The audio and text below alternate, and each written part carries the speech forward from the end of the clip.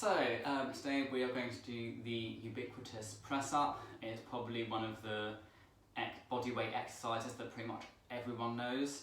So I thought I'd do press ups in two parts. So the first part will be less difficult variations, and the second part will be more difficult variations, which are quite difficult.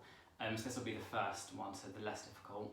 Why do we do press ups? So as aerialists, we do a lot of pulling motions, so pulling down on the silks, the hoop, the rope, the trapeze, the pole. So we want to counteract that with pushing exercises, so things like press ups, handstands, yoga. They're just quite good cross training, specifically for aerial, and also other exercises at the gym, like a shoulder press, if that is your thing. There's obviously way more than that I'm not going to list. So for a press up, it's basically a high plank position where you go all the way down to the floor and all the way back up. So the first variation we're going to do is a knee press up. These are not called girl press ups. Under no circumstances will I ever allow anyone who I ever teach to call them girl press ups. So that's just sexist as hell. And knee press ups are actually really good because if you're trying a new variation, it's a really good way to dial down the difficulty level so you can focus on the new technique without being exhausted. So here is a knee press up. Especially in the second series of press up videos, knee press ups are great. I do them, like, they're amazing. So I like to think about starting from my high plank position and bringing my knees down like this. The same thing occurs. I want to have my shoulders stacked above my elbows, stacked above my wrists, and I'm going all the way down and back up. Trying to get my chest to the floor first. Do these slowly. If you are new to press ups, they're a great way to scale your way through. So the second variation is doing press ups on your wrists. If you've got a wrist injury, these are quite good, or a hand injury. So I hit my typical position, but I am on my wrists. I'm going to go all the way down and back up, down and up. If you're doing it on your knees, same thing occurs, like so. The next one is a tricep push-up. So you can have your hands in a diamond shape like that, or slightly aside. This will target the thoracic, so the middle part of the spine. These are kind of tricky, I would admit. So I'm again setting up in my diamond position. Assume the typical press-up position, pelvis tucked in, back as straight as you can, and I go all the way down and up, down and up.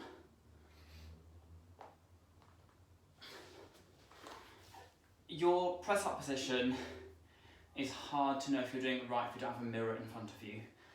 So I'd recommend filming yourself to see if it's the correct alignment. But I always say millions of different things about it, so I'm probably not correct, but ask many people.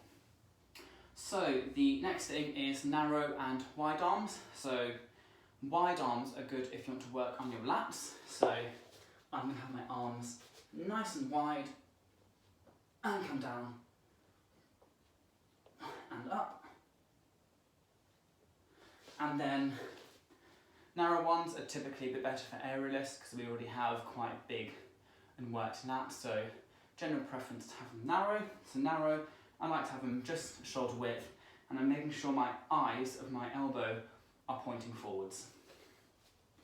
I set up, tuck the pelvis, down and up.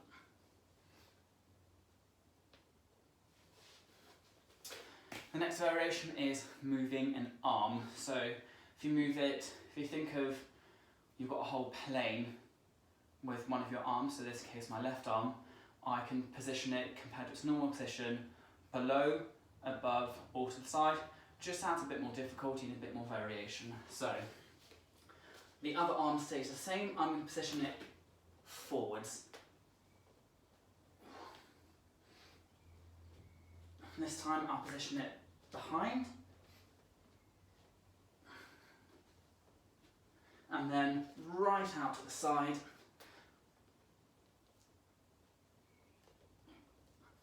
And back. Make sure you do both sides with that one to make sure you're working your muscles evenly. The next one is taking a foot off. So this is applicable to your planks as well, where you can take an arm or a foot off to make it more difficult. I like to stack a leg on top of the other, so I assume my high plank position, and I take one leg and stack it over. And do the other side.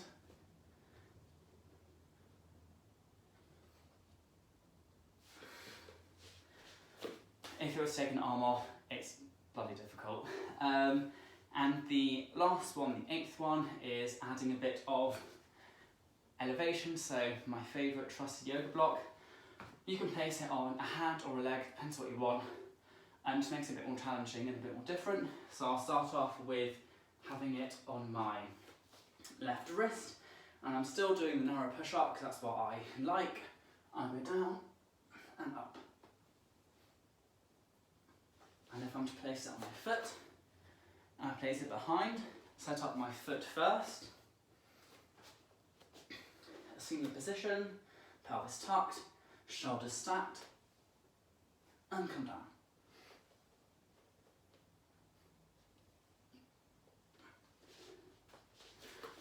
So there you have it, 8 press-up variations, not the most revolutionary, but just something to add into workouts to make it a bit more different and varied. You are?